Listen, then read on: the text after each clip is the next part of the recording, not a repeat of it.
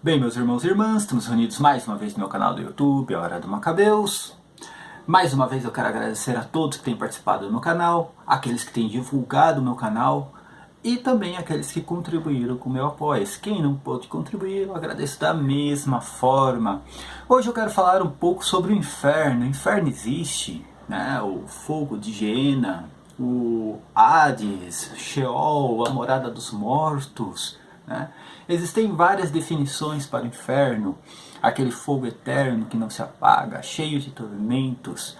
Será que ele existe? Será que ele é real? Ele é literal? Ou ele é apenas imaginário? Jesus Cristo, por exemplo, será que ele fez uma brincadeira? Será que ele falou uma coisa que não existe? Será que ele usou algo que não existe, mentindo para os seus discípulos, para designar algo que poderia existir? O que vocês pensam? Eu assisti um vídeo ontem do Voz de Menina, aliás, o ex-Voz de Menina, não é mais Voz de Menina, engrossou a voz, fez um curso de oratória, foi no fonoaudiólogo, só pode ser, né? Deixou de ser o Voz de Menina e virou um robô. Eu comecei a assistir, eu não aguentei, parecia um robô falando, mas é impressionante. Eu assisti apenas, acho que uns 5, 6 minutos do vídeo do Voz de Menina a respeito do inferno e eu desliguei, não deu para aguentar aquilo. Segundo ele, né, a mortalidade da alma, essa doutrina do aniquilacionismo, né, né, enfim, ele é um pentecostal aniquilacionista. Eu não sei de onde ele tirou essa ideia, porque não existe um pentecostal com essa ideia. Ele inventou, é uma nova modalidade protestante, uma nova igreja, né? Assim no protestantismo, você inventa um Jesus, procura, né, esse Jesus em alguma igreja, se não existe, você vai lá e inventa a sua própria igreja e prega o seu próprio Jesus. E ele diz que o aniquilacionismo é bíblico. Não existe isso na Bíblia Sagrada, não existe. Você que é protestante pode pegar a sua Ferrada por Almeida, ou pode pegar uma Bíblia original, a versão católica, né? Não existe aniquilacionismo na Bíblia Sagrada. Jesus Cristo nunca pregou uma heresia dessas. E o cara a todo momento falando ali, pelo menos, né, nos primeiros minutos que eu pude assistir, a todo momento o cara falando a mesma coisa, que ele prega a mortalidade da alma bíblica e que a imortalidade da alma era uma doutrina inventada pela Igreja Católica. Isso talvez no 3º, 4º século, né, em diante. E ainda disse que os reformadores, alguns, não todos, mas os reformadores também pregavam aniquilacionismo, né, a tal da mortalidade da alma. O que significa isso? Como o Robson falou no último vídeo, o aniquilacionismo, né, os aniquilacionistas acreditam exatamente que a alma e o corpo físico praticamente é uma coisa só. Ou seja, a alma não existe sem um corpo físico. A partir do momento que você morre, o corpo físico morre, a alma morre junto. E eles definem isso como o tal do sono eterno, que seria um sentido figurado para a morte da alma, sendo que isso contraria totalmente o que Jesus Cristo prega. Jesus Cristo diz que, né, a alma não se pode matar, o corpo, né, pode ser morto, mas a alma não se pode matar. Tanto que ele faz aquela pregação dizendo, né, que é melhor, né, que você entrar na vida eterna sem um olho, por exemplo, ou sem um membro, do que entrar de corpo e alma, né, para o fogo de Geena. Enfim, são tantos textos na Bíblia Sagrada provando principalmente a imortalidade da alma e também a existência do inferno. E você que é católico, o inferno é um dogma de fé, tá? Não se duvide do inferno, tá ok? E nós temos tanto, como se diz, a Igreja Católica possui tantas literaturas, doutores pregando isso, santos e santas. Santa Faustina, quem não leu o Diário de Santa Faustina, por exemplo, ela fala muito a respeito do inferno. Mas eu vou aqui mostrar algumas coisas na Bíblia Sagrada, nos padres da igreja e também autores que, por exemplo, Flávio Josefo, um autor que não é cristão, ok? Vamos começar aqui primeiramente por Mateus 23, né? 23, 33. Acho que a definição perfeita do inferno, onde ele chama aqueles fariseus ali de raça de víboras, né? Ele chama de serpentes. Quando ele chama os fariseus de serpentes, ele está fazendo ali uma analogia ao próprio Satanás, que também é representado por uma serpente. Então ele está fazendo uma analogia ao próprio Satanás, né? Fazendo algo análogo, né? ao capiroto. E ele chama de raça de víboras ali. Como escapareis da condenação do inferno? E aí você vai ver esse termo condenação, tá? O inferno é uma condenação. A partir é onde você vai sofrer uma pena, você vai pagar por algo. Imagina que se existisse mesmo o aniquilacionismo, o tal da mortalidade da alma, não iria existir uma pena. Você não iria pagar, pode pecar o quanto quiser, você não vai ter nenhum tipo de pena. Mas não, Jesus Cristo diz que o inferno é uma pena, porque você vai receber uma condenação. O texto que mais claro e objetivo é Lucas 16, 19 ao 24, onde fala sobre o rico e o Lázaro. Havia um homem rico que se vestia de púrpura e linho finíssimo, e que todos os dias se banqueteava e se regalava. Havia também um mendigo, por nome de Lázaro, todo coberto de chagas, que estava deitado à porta do rico. Ele avidamente desejava matar a fome com as migalhas que caíam da mesa do rico. Até os cães iam lamber suas chagas. Ora, aconteceu, né, morrer o mendigo e ser levado pelos anjos ao seio de Abraão. Jesus Cristo está falando algo claro aqui, né? O mendigo morreu e foi levado ao seio de Abraão. O que era o seio de Abraão? Um lugar onde os justos esperavam também, né, a salvação. E eles, os justos, principalmente do Antigo Testamento, quando morriam, eles eram ali recebidos pelos patriarcas hebreus. Abraão, Isaac, Jacó, eles eram recebidos. E ali eles também aguardavam a salvação de Cristo. E ali fala exatamente que o mendigo ali, o morador de rua, hoje nós temos ali como os moradores de rua, ele morreu e foi levado pelos anjos ao seio de Abraão. Morreu também o rico e foi sepultado. E aí, depois que ele foi sepultado, o que aconteceu? Ele morreu? Acabou? Dormiu? Não. Estando ele nos tormentos do inferno, levantou os olhos e viu de longe Abraão e o Lázaro no seu seio. Gritou então: Pai Abraão, compadece-te de mim e manda, olha só, e manda Lázaro que molhe em água a ponta do seu dedo, a fim de me refrescar a língua, pois sou cruelmente atormentado nessas chamas. Isso aqui é literal. Jesus Cristo estava pregando algo imaginário, figurativo, não, ele falou algo literal, tanto que esse texto não se usa o termo parábola. O Lucas Banzoli ali poderia até usar, né, esse tipo de argumento que ali seria uma parábola, mas não é. O texto não diz que é uma parábola, fala que é algo literal. E como se inicia essa visão do inferno? Se inicia lá em Números, praticamente, Números 16, do 32 ao 34. Eu até escrevi um artigo sobre isso.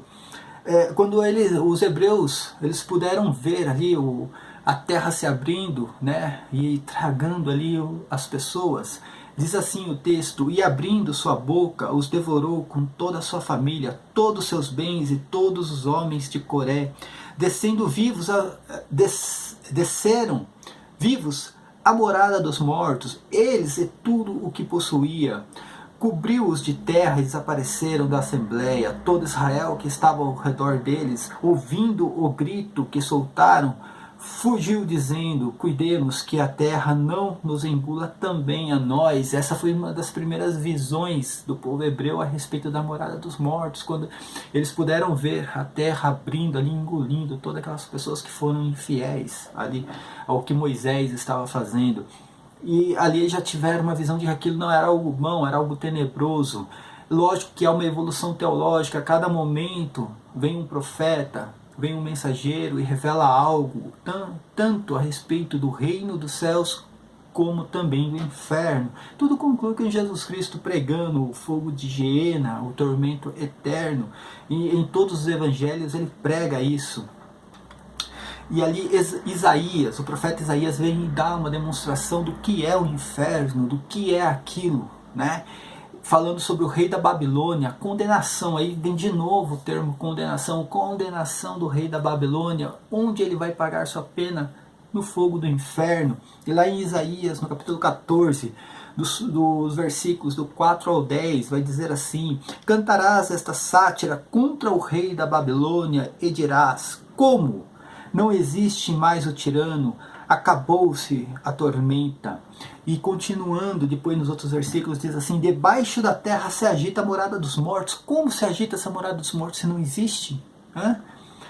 Para receber-te a tua chegada, despertam em tua honra as sombras dos grandes, e todos os senhores da terra, e levantam-se de seus tronos todos os reis das nações, todos tomam a palavra para dizer-te, finalmente, este fraco como nós, este semelhante a nós. Está falando da morada dos mortos, está falando ali do inferno, ali de tormento, está falando que as pessoas que se encontravam ali, os que foram condenados, estavam esperando também o rei da Babilônia. Como se não existe? Como? Né?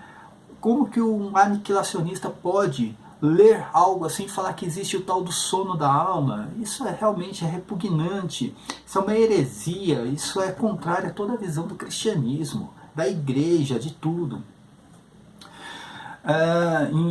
No Apocalipse de Pedro, o Apocalipse de Pedro não é um livro canônico, porém, nos primeiros séculos ali, alguns padres da igreja acreditavam neste livro. Tá? Eles tinham o livro do Apocalipse de Pedro como sendo um livro canônico. Ainda não tinha, a igreja ainda não tinha definido o cânon, tá ok? E diz assim, lá no Apocalipse de Pedro: e havia um grande lago cheio de lama quente, onde havia alguns homens que haviam se separado da justiça, e os anjos que eram responsáveis por atormentá-los estavam em cima deles. Esse é o Apocalipse de Pedro, também um livro escrito ali nos primeiros séculos. Não entrou no cânon bíblico, mas era um livro muito lido entre os padres da igreja nos primeiros séculos. Ali dá uma demonstração da visão do fogo eterno, ali da morada dos mortos, onde ficava o próprio inferno. E aí estou falando agora já do Novo Testamento, tá ok?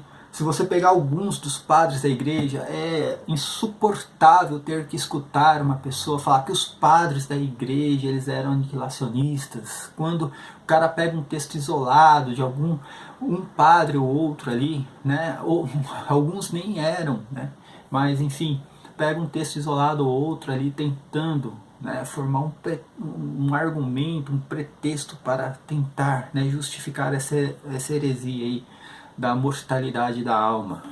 E aí você vai pegar, por exemplo, Inácio de Antioquia, ou Inácio de Antioquia, como queira, na carta aos Efésios, ele vai falar: não vos iludais, meus irmãos, os corruptores da família não herdarão o reino dos céus, pois se perecerem os que praticavam tais coisas segundo a carne, quanto mais os que perverterem a palavra de Deus, ensinando doutrina má, fé pela qual Jesus Cristo foi crucificado, um tal, tornando-se impuro, marchará para o fogo inestigável, como também marchará aquele que o escuta. Falando exatamente de novo aqui do inferno como uma pena, uma condenação, um tormento eterno ainda, um lugar onde você vai pagar pelos pecados. Como se não existe, você vai pagar alguma coisa, Aí você vai pegar, por exemplo, Justino Martin, na Apologia, ele vai falar assim: e disse mais, não temais aqueles que vos matam, e depois, o Justino aqui está citando Jesus Cristo, está citando o Evangelho, não temais aqueles que vos matam, e depois disso nada mais pode fazer, temei antes aquele que depois da morte pode lançar a alma e o corpo no inferno. Deve-se saber que o inferno é um lugar onde serão castigados os que tiverem vivido iniquamente e não acreditaram que acontecerão essas coisas ensinadas por Deus através de Cristo. Está falando do ímpio, que viveu uma vida no pecado e ainda não acreditava, esse ímpio aqui que não acreditava no inferno, nas coisas que Cristo pregou, segundo, né, segundo os evangelhos, segundo os apóstolos. Cristo pregou o inferno, pregou o fogo eterno, a condenação eterna. Olha só. E lembrando que o aniquilacionista, ele não acredita nessa pena. Tá? Ele acredita que os justos ressuscitarão do sono eterno, que eles inventaram, que não existe também, mas que os ímpios simplesmente serão aniquilados, desaparecerão, eles não pagarão, não existe essa questão do fogo eterno, eles não acreditam nisso. Para eles a Bíblia é uma mentira. Para eles a Bíblia Sagrada não passa de uma mentira. E aqui falando sobre Cipriano, olha só, Cipriano, que também teve muitas controvérsias a respeito de Cipriano lá nos primeiros séculos. Que glória para os infiéis haverá então, que castigo para os não crentes, que dor para os infiéis por não haver querido crer em outro tempo neste mundo e não poder agora voltar atrás e crer. A geena sempre em chamas e um fogo devorador abrasará aos que ali irem, e não terão descanso seus tormentos, nem fim em nenhum momento. Serão conservadas as almas com os corpos para sofrer com inacabáveis suplícios.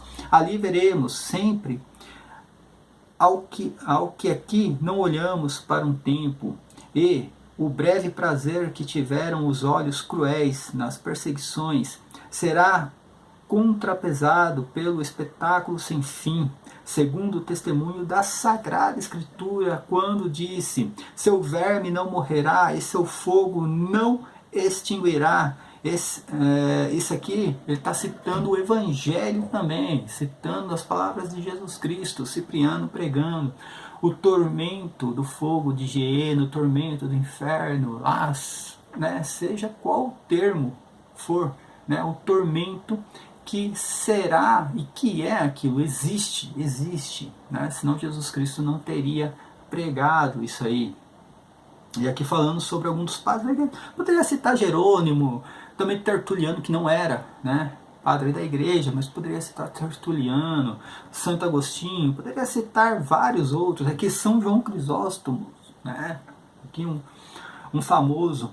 A dupla pena do inferno, ele fala sobre a dupla pena do inferno.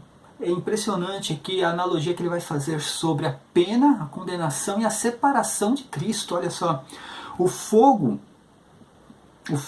e a privação de Deus, a dupla pena, o fogo e a privação de Deus são duas, né? Não apenas uma, ok? As duas, uma é o fogo e a outra a privação de Deus. Aparentemente não há aqui mais que um só castigo, que é o ser queimado pelo fogo. Porém, se cuidadosamente examinarmos, veremos que são dois, pois o que é queimado é ao mesmo tempo banido para sempre do reino de Deus, e este castigo é mais grave que o primeiro. Certo é que insuportável é o inferno e o castigo que ali se padece. Ele está fazendo uma analogia entre o fogo do inferno, o castigo, e também a separação de Deus. Está falando que a separação de Deus é pior do que o castigo, e é realmente, né? A separação definitiva de Deus, né? Essa excomunhão do corpo místico de Cristo, é uma pena pior até do que o fogo do inferno. Está falando sobre essa pena eterna do fogo do inferno.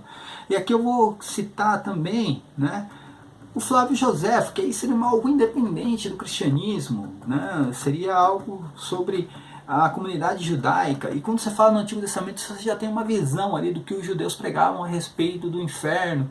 Quando eles citavam a morada dos mortos, eles citavam o lugar ali tenebroso e também um lugar onde os justos ficavam. E aí você vai ver aqui, por exemplo, o próprio Flávio Joséfo, quando ele escreveu um discurso aos gregos a respeito do Hades. Ele fala: o Hades é um lugar do mundo que não foi regularmente terminado. É uma região subterrânea onde a luz desse mundo não brilha. Por causa dessas circunstâncias, pois Nesse lugar a luz não brilha, não se pode lá estar a não ser em perpétua escuridão.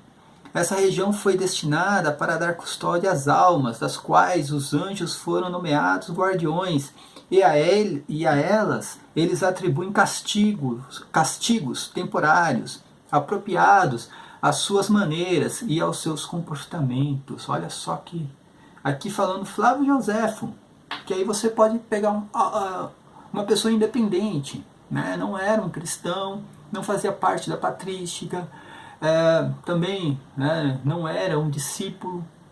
E aqui você está vendo a visão dos hebreus. Olha aqui. E continuando, ele diz: nessa região existe um certo lugar separado, como se fosse um lago de fogo perpétuo. Está falando aqui, ó, Flávio Joséfo, onde supomos que ninguém tenha sido lançado até agora, mas que está preparado para um dia predeterminado por Deus, no qual um justo castigo será aplicado merecidamente a todos os homens. Eles receberão esse castigo eterno por terem dado causa à corrupção, enquanto os justos irão receber um reino incorruptível e eterno. Eles estarão, então, confinados no Hades, mas não no mesmo lugar onde os injustos estarão confinados. Deus permite um castigo eterno aos amantes da palavra, das palavras ímpias. A eles pertence esse fogo perpétuo e sem fim um certo bicho ardente que nunca morre. Isso aqui que nunca morre e nem destrói o corpo, mas que continua a emergir deste corpo para que ele nunca cesse de lamentar.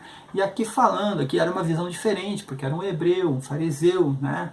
Ali tendo uma visão diferente da morada dos mortos, do Sheol ou do Hades, como queiram, mostrando que existe o inferno, é um lugar de tormento separado dos justos, né? Daquele local onde iria ficar, né, os justos.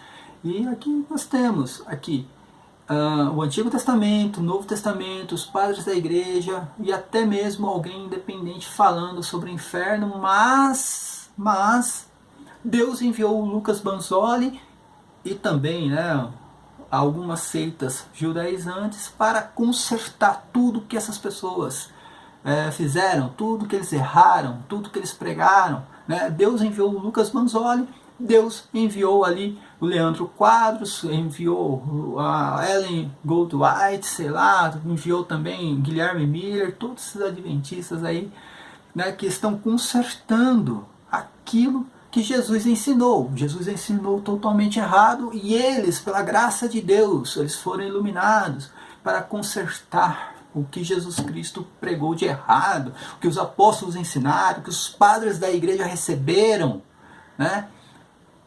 Agora está sendo revisto e nós temos o cristianismo correto, que não foi o que Jesus Cristo ensinou. Lamentavelmente, eu irei fazer agora não, né? Amanhã, creio que se der, eu irei fazer um vídeo a respeito da imortalidade da alma, mais um vídeo a respeito da imortalidade da alma, porque a Bíblia inteira, todas as escrituras, a Bíblia inteira prega a imortalidade da alma, desde Gênesis e Apocalipse, terminando em Apocalipse, ali, mostrando, né, que as almas dos justos, né, estavam no céu, junto com Deus, junto com Jesus Cristo. O Apocalipse inteiro mostra isso. Okay? Antes e depois das tribulações, antes e depois das tribulações, antes e depois da condenação da Babilônia. Então não tem escapatória antes e depois da ressurreição dos mortos. Então não tem escapatória para os aniquilacionistas, né? Essa heresia que já foi, acho que nem, não sei se existiu nos primeiros séculos essa heresia. Se existiu, com certeza, né, foi igual ao milenarismo, foi derrubada e aniquilada. Aí sim, aniquilada a heresia, ok? Então, meus caros, né, irmãos católicos, né, os protestantes também que assistem esse canal, isso aqui foi uma palhinha aqui sobre o inferno, porque infelizmente hoje existem essas seitas pregando que o inferno não existe, né, tentando tirar isso do cristianismo, sendo que existe, é um dogma de fé, tá? A Bíblia diz isso, os padres da igreja, dizem isso, os apóstolos disseram isso, então assim, está todo mundo errado, será? O Lucas Manzoli que está certo, né? O que engrossou a voz, graças a Deus, né? Recebeu essa graça divina e engrossou a voz. Mas, enfim, o vídeo ficou um pouco longo. Eu peço que todos deem o like, por favor, divulguem o canal, se inscrevam, né, no canal também. Não adianta só assistir o vídeo, por favor, se inscrevam no canal, divulguem. E quem puder contribuir com o meu apoio, eu agradeço. Paz e bem a todos. Amém.